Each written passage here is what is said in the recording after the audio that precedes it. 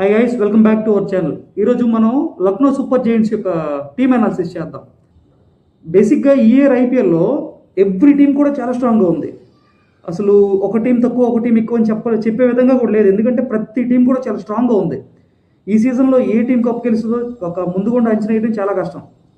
ఒక 1 or 2 teams కొంచెం స్ట్రాంగ్గా ఉన్నాయి, కాదనట్లేదు. కాకపోతే ఎవ్రీ టీం కూడా 10 టీమ్స్లో 8 టీమ్స్ కూడా సేమ్ స్ట్రాంగ్గా కనిపిస్తున్నాయి.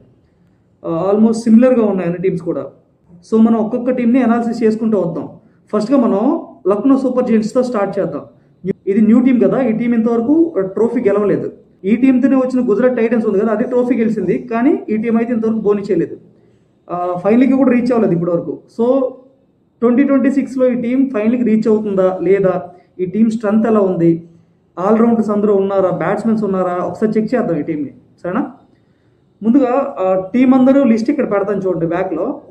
సో టీం వచ్చేసి ఫస్ట్ మనం ఫారెన్ ప్లేయర్స్ విషయానికి వస్తే Mitchell Marsh, Markram, Hasaranga, Matthew Breetzke, Pooran, Josh Inglis, నోకియా, ఈ 7 మెంబర్స్ ఫారెన్ ప్లేయర్స్ అనమాట వీళ్ళు. సో నెక్స్ట్ ఇండియన్ ప్లేయర్స్ వచ్చినప్పటికి హిమ్మత్ సింగ్, రఘువంశీ, వీళ్ళిద్దరూ ఇండియన్ బ్యాటర్స్ అనమాట. సో ఆల్రౌండర్స్ విషయానికి వస్తే కుల్కర్ని, అబ్దుల్ సమద్, ఆయుష్ బదోని, షబాజ్ అహ్మద్, అర్జున్ టెండూల్కర్, వీళ్ళు ఇండియన్ ఆల్రౌండర్స్ అనమాట, ఫారినర్స్ కాకుండా. సో నెక్స్ట్ వికెట్ కీపర్స్ విషయానికి వస్తే only Indians, Rishabh Pant, Mukul Choudhary. Next Indian bowlers విషయానికి వస్తే అవేష్ ఖాన్, మొహమ్మద్ షమి, ప్రిన్స్ యాదవ్, మోషిన్ ఖాన్, దిగ్వేష్ రత్తి, మనకు తెలుసు కదా పిలక బౌలర్. నెక్స్ట్ సిద్ధార్థ్, మయాంక్ యాదవ్, నమన్ తివారీ, వీళ్ళు Indian bowlers. Next foreign keepers విషయానికి వస్తే మనకు Matthew Breetzke, Pooran, Josh Inglis, వీళ్ళతో పాటు ఇండియన్ కీపర్స్ వచ్చేసి రిషబ్ పంత్, ముకుల్ చౌదరి. 5 కీపర్స్ ఉన్నారు వీళ్ళకి. ఈ కీపర్స్ మీద చాలా ఇన్వెస్ట్ చేశారు. బేసిక్గా ఏదైనా టీం వచ్చినప్పటికీ కీపర్స్ కంటే ఒక ఆల్రౌండర్స్ మీద ఇన్వెస్ట్ చేస్తుంది. కానీ ఈ టీం ఎక్కువగా కీపర్స్ నమ్ముకుంది. అది మేబీ స్ట్రాటజీ మిస్ అయ్యిందేమో నాకు తెలియట్లేదు, కానీ చాలా నెంబర్ ఆఫ్ కీపర్స్ అయిపోయారు ఈ టీంకి. సో బేసిక్గా మనకి ఏంటంటే ఏ టీం అయినా ఆల్రౌండర్ స్ట్రాంగ్గా ఉంటే ఆ టీంకి ట్రోఫీ లిఫ్ట్ చేసే అంత క్యాపబిలిటీ పెరుగుద్ది. కానీ ఈ టీం విషయానికి వస్తే ఎక్కువ వికెట్ కీపర్స్ అయిపోయారు. సో అదొక చిన్న డ్రాబ్యాక్ అని చెప్పుకోవచ్చు. నెక్స్ట్ ఫైనల్ 11 గురించి ఒకసారి మాట్లాడదాం. అంటే ఎలా స్టార్ట్ చేయొచ్చు సీజన్ని, ఫైనల్ 11 ఒకసారి చూసుకుందాం. అంటే ఫైనల్ 11 ఎలా ఉండొచ్చు అని చెప్పేసి మన ప్రెడిక్షన్ ఇది. సో ఓపెనర్స్ విషయానికి వస్తే మార్క్రమ్ ప్లస్ మార్ష్ ఇద్దరు ఓపెన్ చేస్తారనుకుంటున్నాం. ఎందుకంటే ఫారినర్స్, ఎక్స్పీరియన్స్ వీళ్ళిద్దరు కూడా చాలా ఎక్స్పీరియన్స్ ప్లేయర్స్ అనమాట. సో లాస్ట్ ఇయర్ కూడా వీళ్ళే ఓపెన్ చేశారు కదా, సో ఈ ఇయర్ కూడా వీళ్ళే ఓపెన్ చేస్తారు అనుకుంటున్నాను. ఎందుకంటే వీళ్ళు ఓపెనింగ్ స్లాట్స్ కూడా పెద్దగా కాంపిటీషన్ లేదు, పెద్దగా ప్లేయర్స్ ఎవరు లేరు ఓపెనర్స్కి. సో వీళ్ళిద్దరు ఓపెన్ చేస్తున్నారు అనుకుంటున్నాను. వీళ్ళతో పాటు 1 డౌన్ విషయానికి వస్తే జోష్ ఇంగ్లీష్, ఖచ్చితంగా జోష్ ఇంగ్లీష్ ఆడతాడు. జోష్ ఇంగ్లీష్ లేదు, జోష్ ఇంగ్లీష్ కాదు అనుకుంటే బ్రిడ్జ్కి ఆడతాడు. సో వీళ్ళిద్దరిలో ఒకరైతే 1 డౌన్లో ప్లేయర్స్ కన్ఫర్మ్. సో 2 డౌన్ ఎవరు వస్తారనేది ఇప్పుడు చూడాలి. 2 డౌన్లో ఇద్దరు పూరన్ ఆర్ పంత్, ఇద్దరు ఎవరొకరు ఖచ్చితంగా 2 డౌన్ వస్తారు. నన్ను అడిగితే పంత్ రావడం కరెక్ట్. ఎందుకంటే న్యూ బాల్తో పంత్ చాలా బాగా ఆడతాడు, ఎందుకంటే అనార్థడాక్స్ షాట్స్ ఎక్కువ ఆడతాడు కదా. సో నన్ను అడిగితే పంత్ కరెక్ట్ 2 డౌన్లో. సో నెంబర్ 3 విషయానికి వస్తే పూరన్, 3 డౌన్ విషయానికి వస్తే నికోలస్ పూరన్, ఎటువంటి డౌట్ లేదు. ఎందుకంటే పంత్ తర్వాత పూరన్ ఫాలో అవ్వడం బెటర్. నెక్స్ట్ పూరన్ తర్వాత ఇంకా ఇండియన్ బ్యాట్స్మెన్ ఆయుష్ బదోని, గత కొన్ని సీజన్స్గా చాలా బాగా పెర్ఫామ్ చేస్తున్నాడు ఎల్ఎస్జీకి. సో ఆయుష్ బదోని ఆడడం కరెక్ట్ ఆ ప్లేస్లో. ఆయుష్ బదోని తర్వాత మనకి అబ్దుల్ సమద్ ఉన్నాడు, సన్ రైజర్స్కి ఆడాడు కదా అబ్దుల్ సమద్. అబ్దుల్ సమద్ ఏంటంటే యాక్చువల్లీ స్లాగర్, హిట్టర్. సో డెత్లో బ్యాటింగ్ బాగా చేస్తాడు. అంటే అతను ఇప్పటివరకు పెర్ఫార్మెన్స్ చేసిందే లేదు పెద్దగా, కాకపోతే ఇంకో ఛాన్స్ ఇస్తున్నారు అంతే.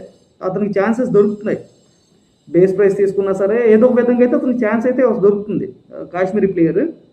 సో హిట్ చేయాలనుకుంటే బాగానే హిట్ చేయగలడు, కాకపోతే ప్రజెంట్ అయితే ఎంతవరకు ఫామ్లో ఉన్నాడు అనేది కొంచెం చూసుకోవాలి. సో T20 ఫార్మాట్కి ఈ ప్లేస్కి ఇక్కడ సెట్ అవుతాడు ఆ గ్రౌండ్కి అనేది చూసుకోవాలి. నెక్స్ట్ అక్కడ నుంచి టైలింగ్ ఎక్స్పోజ్ అవుతుంది. ఇంకా బౌలర్స్ అనమాట కంప్లీట్గా.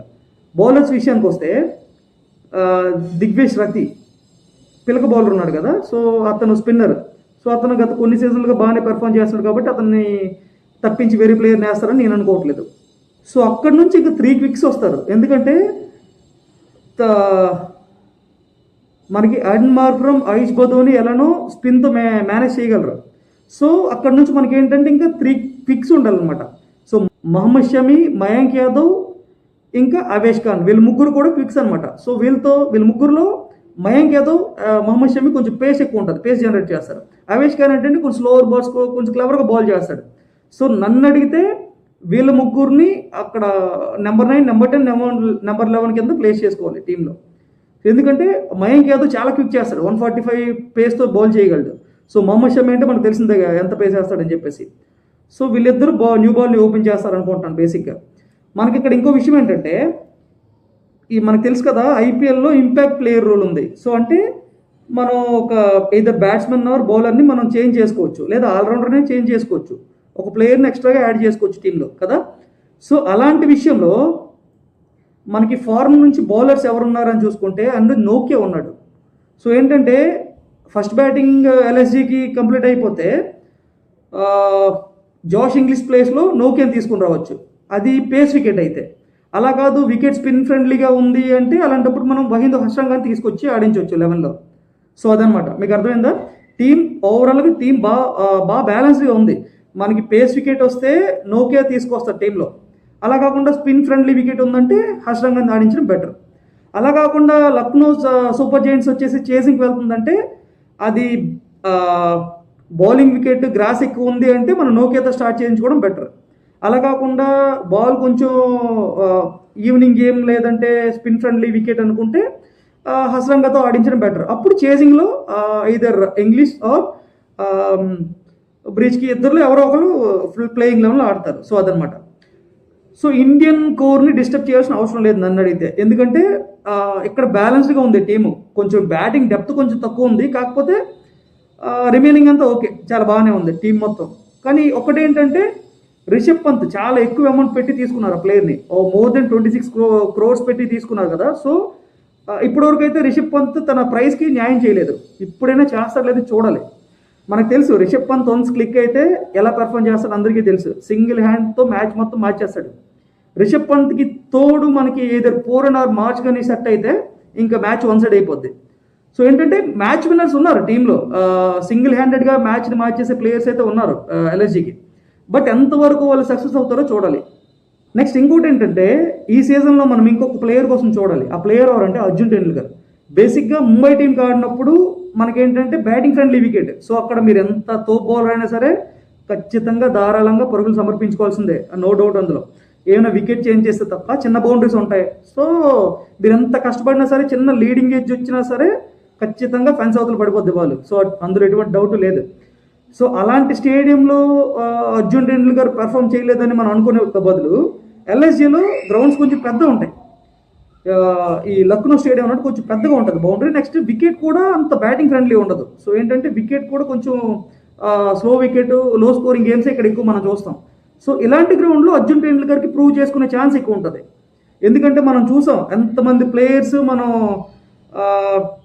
పార్షియాలిటీ చూపించి చాలామంది ప్లేయర్స్కి ఆడించారు, కానీ సచిన్ టెండూల్కర్ మాత్రం ఆ పని చేయలేదు.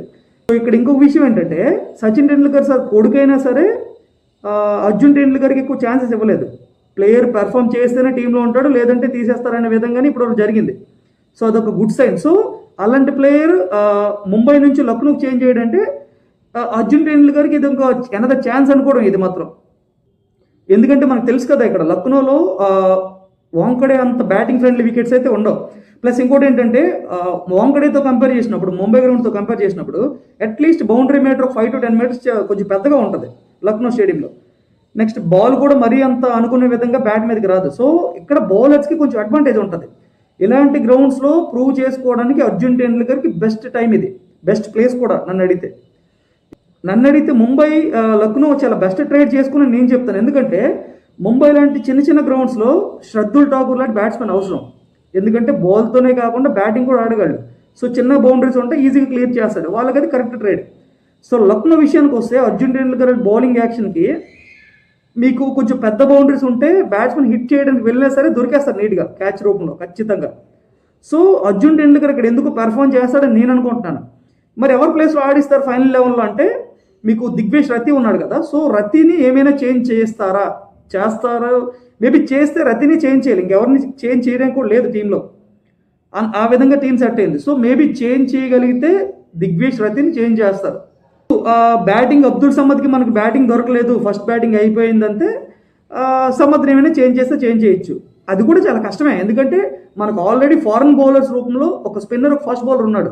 సో ఏమైనా కదిపితే వాళ్ళనే కదిపిస్తారు తప్ప ఇండియన్ కోర్ అయితే కదిపించడం నేను అనుకుంటున్నాను. ఈ టీంలో ఇప్పుడు డ్రాబ్యాక్స్ చూసుకుందాం ఒకసారి. డ్రాబ్యాక్స్ ఏంటంటే వీళ్ళకి ఒక స్ట్రాంగ్ ఓపెనింగ్ కోర్ అయితే లేదు. అంటే మీకు బ్లాస్టింగ్ ఓపెనింగ్ పార్ట్నర్షిప్ అయితే రాదు ఈ టీం నుంచి, అది ఎక్స్పెక్ట్ చేయలేం. ఎందుకంటే అవతలవైపు ఒక ఎండ్లో మనకి మిచిల్ మార్క్ స్పీడ్గా అగ్రెషన్గా ఆడినా సరే, ఇంకో ఎండ్లో మనకి మార్క్రమ్ ఉంటాడు. సో మార్క్రమ్ ఎలా ఆడతాడంటే స్లో అండ్ స్టడీగా ఆడతాడు. అంటే మీకు వికెట్ కాపాడుకుంటూ కొంచెం స్లోగా యాక్సిలరేట్ చేస్తారు, మరీ దిగిన నుంచి బ్లాస్టింగ్ రన్స్ అయితే చేయడు. సో అదొక్కటి మైనస్ ఈ టీంకి. ఎందుకంటే మనకి ఈ రోజుల్లో మన T20 ఫార్మాట్ అంటే తెలుసు కదా, 200 రన్స్ అయినా సరే ఈజీగా చేస్తున్నారు. సో మనకి గ్రౌండ్స్ కూడా అలాంటివి వస్తున్నాయి. సో ఇలాంటి టైంలో మనకు ఓపెనింగ్ పార్ట్నర్షిప్ ఎలా ఉండాలంటే చాలా బ్లాస్ట్గా రావాలి రన్స్ అనేది. సో ఈ టీంలో అయితే అలా వచ్చే ఛాన్సెస్ కనిపించట్లేదు, కొంచెం స్లో అండ్ స్టడీగానే ఆడినట్టు ఉన్నారు వీళ్ళు. సో నెక్స్ట్ ఇంకా బ్యాటింగ్ డెప్త్ అనేది క్లియర్గా ఎక్స్పోజ్ అయిపోతుంది. పెద్దగా బ్యాటింగ్ డెప్త్ అయితే లేదు ఈ టీంలో. ఎలా అంటే మీకు ఇప్పుడు ఓపెనర్స్ బాగానే ఆడతారు, ఓపెనర్స్ పక్కన పెట్టండి. 1 డౌన్ 2 డౌన్ 3 డౌన్ వరకు ఓకే, నో ఇష్యూ. ఎందుకంటే రిషబ్ పంత్ ఉన్నాడు, జోష్ ఇంగ్లీష్ ఆడతాడు, నెక్స్ట్ నికోలస్ పూరం ఆడతాడు, ఇక్కడతోనూ సెట్. సో టాప్ 5 వరకు బాగానే ఉంది బ్యాటింగ్. ఆ తర్వాత బ్యాటింగ్ డెప్త్ అనేది లేదు, ఎందుకంటే క్లియర్గా ఎక్స్పోజ్ అయిపోతుంది. ఇన్ఎక్స్పీరియన్స్ ప్లేయర్స్ ఉన్నారు. మనకేంటంటే ఆయుష్ బదోని పెద్దగా స్టాండర్డ్ ఉన్న ప్లేయర్ అయితే కాదు, అంటే బాగా ఆడతాడు, బాగా పెర్ఫామ్ చేస్తాడు.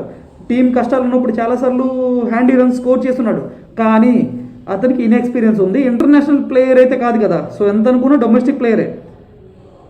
సో అక్కడ క్లియర్గా మనకి టెయిల్ అనేది ఎక్స్పోజ్ అయిపోతుంది అనమాట. సో ఆయుష్ బదోని ఎంతవరకు పర్ఫామ్ చేస్తాడో తెలియదు, నెక్స్ట్ అబ్దుల్ సమద్ ఎంతవరకు పర్ఫామ్ చేస్తాడో తెలియదు. మనకి ఇప్పుడు ఎలా అంటే ఒక 3 ఓవర్స్కి 50 రన్స్ కావాలంటే స్కోర్ చేసే బ్యాట్స్మెన్ అయితే కనిపించలేదు. either టాప్ 5లో ఒక్కరు చివరి వరకు సెటిల్ ఆడితే తప్ప మీకు డెప్త్లో ఎవరైనా స్కోర్ చేస్తారనుకుంటే అది కొంచెం కష్టంలా కనిపిస్తుంది. అదొక్కటి మైనస్లా కనిపిస్తుంది టీంకి. ఈ టీం ఎక్కువగా వికెట్ కీపర్స్ మీద ఆధారపడింది. ఒక ప్రాపర్ ఆల్రౌండర్స్ అనేవాళ్ళు ఈ టీంలో లేరు. సో కొంచెం అది ఒక మైనస్ అవ్వచ్చేమో అని నా ఫీలింగ్ ఈ సీజన్లో. మీకు లక్నోలో అయితే ఈ టీం పర్ఫెక్ట్గా ఉంది, ఎందుకంటే లక్నోలో స్లో వికెట్స్ ఉంటాయి. సో అలా మేనేజ్ చేసుకొని రావచ్చు. కానీ ఆపోజిట్ స్టేడియంస్కి వెళ్ళినప్పుడు అక్కడ కొంచెం ఇబ్బంది అవుద్ది. సో పర్టికులర్లీ ముంబై లాంటి స్టేడియంకి వెళ్తే మీకు చాలా కష్టం అవుద్ది, ఎందుకంటే మీ బౌలింగ్ డెప్త్ కూడా పెద్దగా లేదు, నెక్స్ట్ బ్యాటింగ్ డెప్త్గా కూడా అంత లేదు. ఒక 4-5 వికెట్స్ పడ్డాయి, ఇంకా టైల్ ఎక్స్పోజ్ అయిపోతుంది. సో అది కొంచెం చూసుకోవాల్సింది. సో అది ఎలా మేనేజ్ చేస్తారనేది చూడాలి. బౌలింగ్ విషయానికి వస్తే బేసిక్గా ఈ టీం బౌలింగ్ నాకు నచ్చింది. బౌలింగ్ యూనిట్ బాగుంది, ఎందుకంటే మయాంక్ యాదవ్ చాలా స్పీడ్ బౌలింగ్ చేస్తాడు, 145 కిలోమీటర్స్ ప్లస్ బౌలింగ్ చేస్తాడు, కన్సిస్టెన్సీగా బౌలింగ్ చేస్తాడు. కాకపోతే అతనికి ఇంజురీస్ ఎక్కువ ఉన్నాయి. ఇంజురీస్ని ఎలా ఓవర్కమ్ చేస్తాడో చూడాలి. మయాంక్ యాదవ్ బాగా బౌలింగ్ చేస్తాడు. మహమ్మద్ షమి తనదైన రోజు ఎంత మంచి బౌలింగ్ చేస్తాడో మనందరికీ తెలుసు. నెక్స్ట్ మహమ్మద్ షమీతో పాటు ఆవేష్ ఖాన్ ఎలా అంటే ఏదర్ బౌలింగ్ చేస్తే చాలా బాగా బౌలింగ్ చేస్తాడు, లేదంటే విపరీతంగా రన్స్ ఇచ్చేస్తాడు. ఆపోజిట్ టీంకి ఒక గిఫ్ట్ అవుతాడు అనమాట ఆవేష్ ఖాన్. సో అలాంటి బౌలర్ని మనం కంప్లీట్గా నమ్మలేం. బాగా పర్ఫామ్ చేసిన రోజున బాగా పర్ఫామ్ చేస్తాడు. సో వన్స్ మనం రన్స్ లీక్ చేశాడంటే సో ఇంకా కంట్రోల్ చేసుకోలేడు. సో మనం ఐపీఎల్ వస్తున్నాం కదా, అదొక మైనస్ ఉంది. సో లక్నో స్టేడియంలో అయితే ఓకే, నన్ను అడిగితే బౌలింగ్ ఫ్రెండ్లీ వికెట్ చేసినంత వరకు ఈ టీంతో నెట్టుకొని రావచ్చు. ఇన్ కేస్ ఏమైనా సరే బ్యాటింగ్ ఫ్రెండ్లీ వికెట్ ఉంటే మాత్రం చాలా కష్టం అవుద్ది. నెక్స్ట్ ఇంకో విషయం ఏంటంటే బౌలింగ్ ఫ్రెండ్లీ వికెట్ అయితే మీకు ఓపెనర్స్ సరిపోయారు, ఎందుకంటే మిచెల్ మార్ష్, ఆడెన్ మార్క్రమ్ ఇద్దరు కూడా ఎక్స్పీరియన్స్ ప్లేయర్స్. వీళ్ళిద్దరూ కామ్ అండ్ కంపోజ్గా తీసుకొస్తారు టీంని. ఒక పవర్ ప్లేలో డీసెంట్ రన్స్ స్కోర్ చేసిన, ఒక 40-45 రన్స్ స్కోర్ చేసిన బౌలింగ్ ట్రాక్స్లో అది సరిపోతుంది. అదే బ్యాటింగ్ ట్రాక్స్కి వచ్చినప్పుడు మాత్రం చాలా కష్టం అవుతుంది, ఎందుకంటే బ్యాటింగ్ వికెట్స్ అయితే మీరు 6 ఓవర్స్లో అట్లీస్ట్ 70-80 రన్స్ స్కోర్ చేయాలి. ఇప్పుడుండే సిచ్యువేషన్లో అంతకంటే తక్కువ స్కోర్ చేయలేం.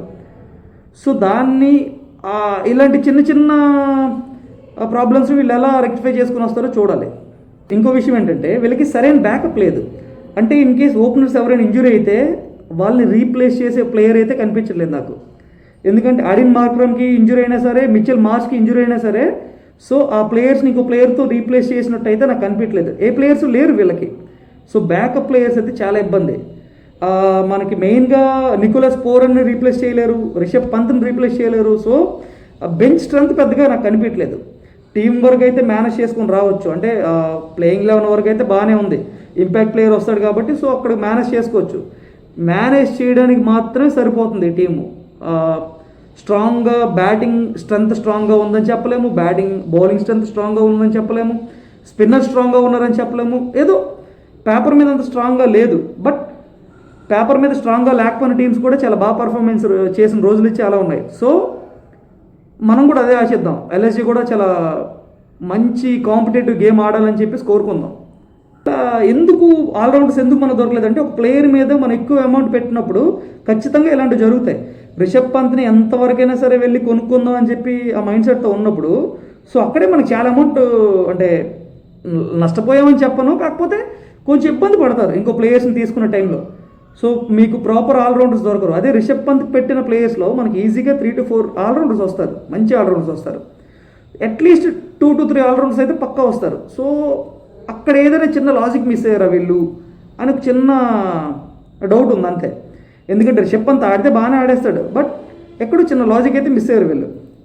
సో ఇది Lucknow super Giants team analysis.